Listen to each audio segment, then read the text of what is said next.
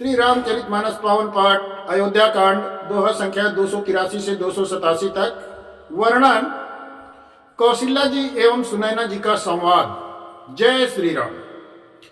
कौशल्या का धीर धरी सुनहु देवी मिथिलेश, को विवेक निधि बल्लभई तुम्हि सकहि उपदेश।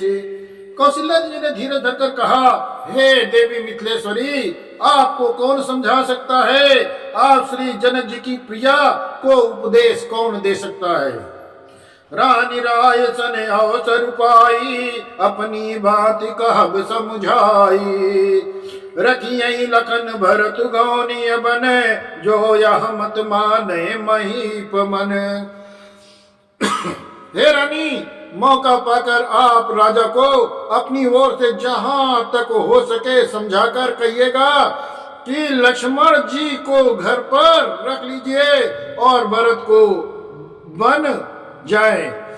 यदि यह राय राजा के मन में ठीक जच जाए तो बल जतन करब सुविचारी, मोरे सोच भरत कर भारी।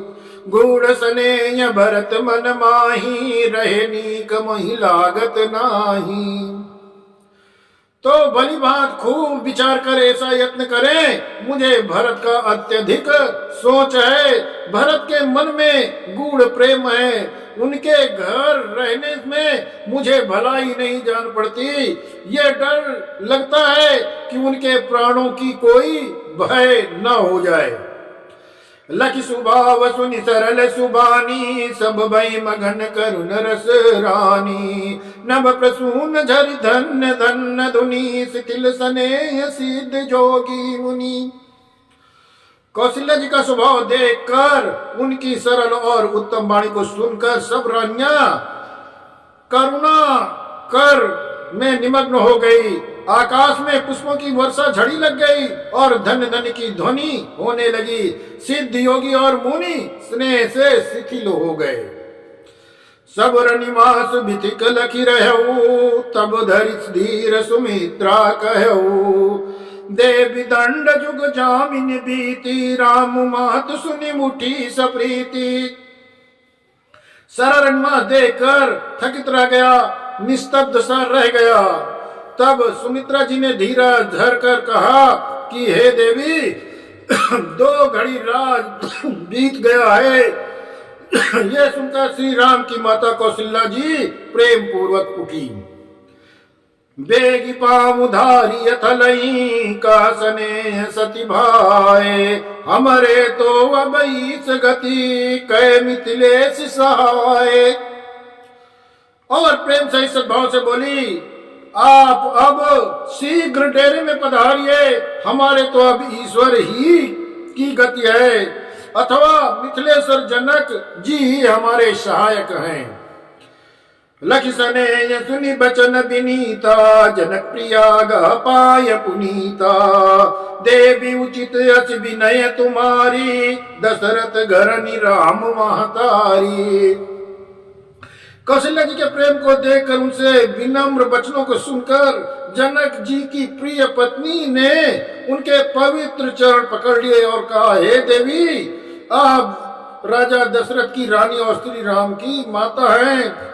आपकी ऐसी नम्रता उचित ही है। प्रभु अपने नीचहुआ धरही, आगिन धूम गिर सिर तनु धरही। सेवक राउ करम मन बानी, सदा सहाय महेश भवानी। प्रभु अपने नीचे जनों को भी आदर सम्मान करते हैं। अग्नि धुएं को और पर्वत घास को अपने सिर पर धारण करती है। हमारे राजा तो कर्म मन और वाणी से आपके सेवक हैं और सदा सहायक तो श्री महादेव पार्वती जी हैं। रौरे अंग जोग जग को है, दीप सहाय की दिन कर सो है। राम जाई बन करि सुर काजू, अचल अवधपुर करी है राजू। आपके सहायक होने योग्य जगत में कौन है? दीपक सूर्य की सहायता करने जाकर भी नहीं शोभा पा सकता। श्री रामचंद्र जी वन में जाकर देवताओं का कार्य करके अवधपुरी में अचल राज्य करेंगे। अमर नाग नर राम बाहुबल सुख बसी हैं अपने अपने थल। या सब जाग बलिक कहीं राका देव न होई मुदा मुनि भाषा। देवता नाग और मनुष्य सब श्री रामचंद्र की भुजाओं के बल पर अपने अपने स्थानों पर लोकों में सुखपूर्वक बसेंगे। ये सब याग बलक मुनि ने पहले से ही कह रखा है। हे देवी, मुनि का कथन व्यर्थ झूठा नहीं हो सकता। अस कई पग परिप्रेम अति सिय सहित विनय सुनाए। सिय समेत सिय मातु तब चली सुआय सुपाए। ऐसा कहकर बड़े प्रेम से पैरों पग पड़कर सीता जी को साथ भेजने के लिए विनती करके और सुंदर आज्ञा पाकर तब सीता जी समेत सीता जी की माता डेरे को चली। प्रिय परिजन मिली बहदेई जो जई जोग भात तई तई। तापस बेत जानकी देखी बासब विकल विषाद विशेषी। जनक जी अपने प्यारे कुटुंबियों से जो जिस योग्य था उससे उसी प्रकार मिली। जनक जी को तपस्वियों को वेश में देखकर सभी शोक से अत्यंत व्याकुल हो गए। जनक राम गुरु आय सुपाई चले थनई सिय देखिय आई। लीन लाई उर जनक जान की पाउनि पावन प्रेम प्राण की। जनक जी श्री राम के गुरु वशिष्ठ की आज्ञा पाकर डेरे को चले और आकर उन्होंने सीता जी को कहा। देखा, जनक ने अपने पवित्र प्रेम और प्राणों की पाहुनी जानकी को हृदय से लगा लिया। उरम गयो बुद्धि अनुरागु भयो भूप मन मनहु पयागु।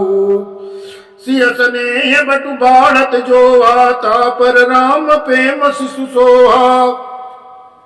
उनके हृदय में वात्सल्य प्रेम का समुद्र उमड़ पड़ा। राजा का मन मानो प्रयाग हो गया। उस समुद्र के अंदर उन्होंने आदि शक्ति सीता जी के अलौकिक स्नेह रूपी अठैवच को बढ़ते हुए देखा। उस सीता के प्रेम रूपी बट पर श्री राम का प्रेम रूपी बालक बाल रूपधारी भगवान सुशोभित हो रहा है। चिरजीवी मुनि ज्ञान विकल जनु बूढ़त लयऊ बाल अवलंबनु। मोह मगन मति नहीं विदेह की महिमा सिय रघुबर स्नेह की। जानकी का ज्ञान रूपी चिरंजीवी मार्कंडेय मुनि व्याकुल होकर डूबते मानो उस श्री राम प्रेम रूपी बालक का सहारा पाकर बच गया। वस्तुतः ज्ञान शिरोमणि विदेह राज की बुद्धि मोह में मग्नो नहीं है।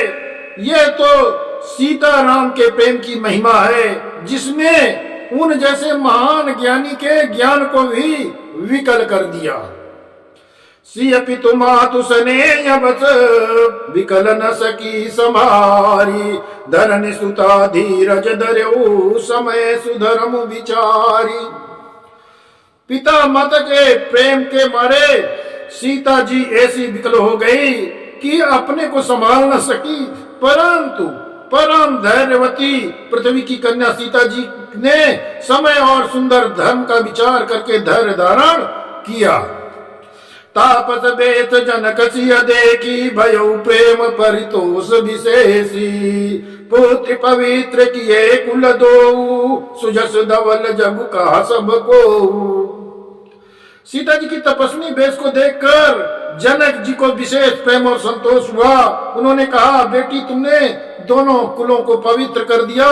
तेरे निर्मल यश को सारा जगत उज्जवल हो रहा है, ऐसा सब कोई कहते हैं।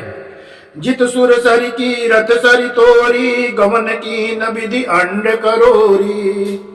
गंगे अवनि थल तीन बडेरे यही किए साधु समाज घनेरे। तेरी कीर्ति रूपी नदी देव नदी गंगा जी को भी जीत कर जो एक ही ब्रह्मांड में बहती है करोड़ों ब्रह्मांडों में बह चली।